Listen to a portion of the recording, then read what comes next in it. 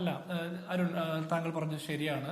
അദ്ദേഹം ആ പറഞ്ഞ വാചകത്തിന് അവിടെ നിന്ന് കയ്യടി ഉണ്ടായിട്ടുണ്ട്. ഇത് നേതാക്കളാണോ സദസ്സിലിരുന്ന ആളാണോ കണ്ടു നിന്നവരാണോ എന്നൊന്നും നമുക്ക് കൃത്യമായിട്ട് അറിയില്ല നമ്മുടെ മുമ്പിലുള്ള വിഷ്വൽ അനുസരിച്ച്. പക്ഷെ ആരായാലും ആ വാചകത്തിന് കൈയടിച്ചത് സ്ത്രീവിരുദ്ധ മനസ്സിന്റെ ഭാഗമായിട്ട് തന്നെയാണ്. അത് അറിഞ്ഞോ അറിയാതെയോ നമ്മുടെ സമൂഹത്തിന്റെ ഭാഗമായിട്ടുള്ള ഒരു കാഴ്ചപ്പാട് തന്നെയാണ്. അത് തിരുത്തപ്പെടേണ്ടത് തന്നെയാണെന്ന് ഞാൻ അതിൽ ഷാഫി പറമ്പിലും പ്രതിപക്ഷ നേതാവും ഉൾപ്പെട്ടിട്ടുണ്ടോ എന്ന് കേരള സമൂഹം സംശയിച്ചാൽ തള്ളി പറയാൻ പറ്റൂ?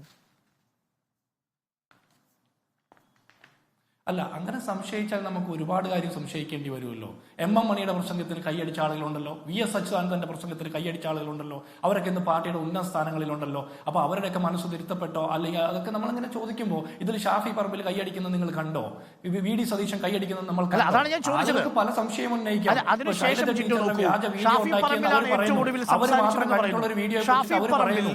ആ പ്രസംഗത്തിൽ ഈ ഹരിഹരൻ പറഞ്ഞത് തെറ്റാണ് എന്ന് സമൂഹത്തെ അറിയിച്ചു.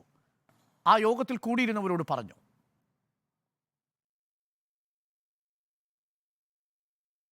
എനിക്ക് മനസ്സിലായില്ല, കേട്ടില്ല. ഷാഫി പറമ്പിലാണ് ഹരിഹരൻ പ്രസംഗിച്ചതിന് ശേഷം പ്രസംഗിച്ചതെന്നാണ് ഞാൻ മനസ്സിലാക്കുന്നത്. നേരത്തെ ലിജീഷ് സൂചിപ്പിച്ചത് അതാണ്. അപ്പോൾ ഏറ്റവും ഒടുവിൽ പ്രസംഗിച്ച ആൾക്ക് പോലും ഹരിഹരൻ പറഞ്ഞത് തിരുത്താൻ കഴിയാതെ പോയത് എന്തുകൊണ്ടായിരിക്കും?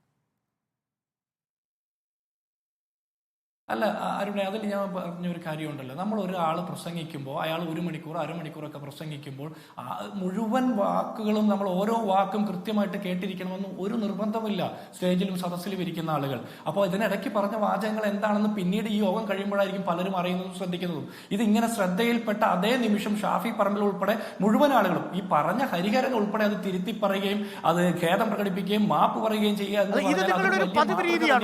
അതൊരു ശരിയായ വോട്ടെടുപ്പിന്റെ ദിവസം എനിക്കൊരു വോട്ട് പോലും വേണ്ട, 100 വോട്ടിന് പരാജയപ്പെടുമെന്ന് ഷാഫി പറമ്പിൽ പറഞ്ഞില്ല. തെരഞ്ഞെടുപ്പ് കഴിഞ്ഞ് പത്രസമ്മേളനത്തിലാണ് പറയുന്നത്. അതും കഴിഞ്ഞ് സംഭവം കഴിഞ്ഞ് കാട്ടുതീ പോലെ ഇത് പടർന്നു കഴിഞ്ഞിട്ട് മാപ്പ് പറഞ്ഞിട്ട് എന്ത് കാര്യം? അല്ല അരുൺ, ഈ കാഫിർ പരാമർശമൊക്കെ അത് ആരാണ് നടത്തിയതെന്നും എന്താണെന്നും ഒക്കെ അതിന്റെ കൃത്യമായിട്ട് പരിശോധന നടത്തണമെന്ന് UDF ആവശ്യപ്പെട്ടിട്ട് എന്തുകൊണ്ടാണ് നടക്കാത്തത്? ഇവിടെ വടകരയിലെ തെരഞ്ഞെടുപ്പുമായി ബന്ധപ്പെട്ട് മുഴുവൻ വ്യാജ ആരോപണങ്ങളും ഉണ്ടാക്കി അവിടുത്തെ പൊളിറ്റിക്കൽ ഡിസ്കഷൻ മൊത്തം മാറ്റിയിട്ട് ഇത്തരത്തോളം 4-അംഗ ചർച്ചയിലേക്ക് ഈ കാര്യങ്ങളെ മുഴുവൻ മാറ്റിയത് LDFന്റെ നേതൃത്വത്തിലാണ്. ഇവിടെ സ്ത്രീവിരുദ്ധയെ കുറിച്ച് പറയുമ്പോൾ പാർട്ടി നോക്കിയിട്ടാണോ സ്ത്രീവിരുദ്ധയെ കുറിച്ച് നമ്മൾ സംസാരിക്കുന്നത്? പാർട്ടി നോക്കാതെ സംസാരിക്കണ്ടേ?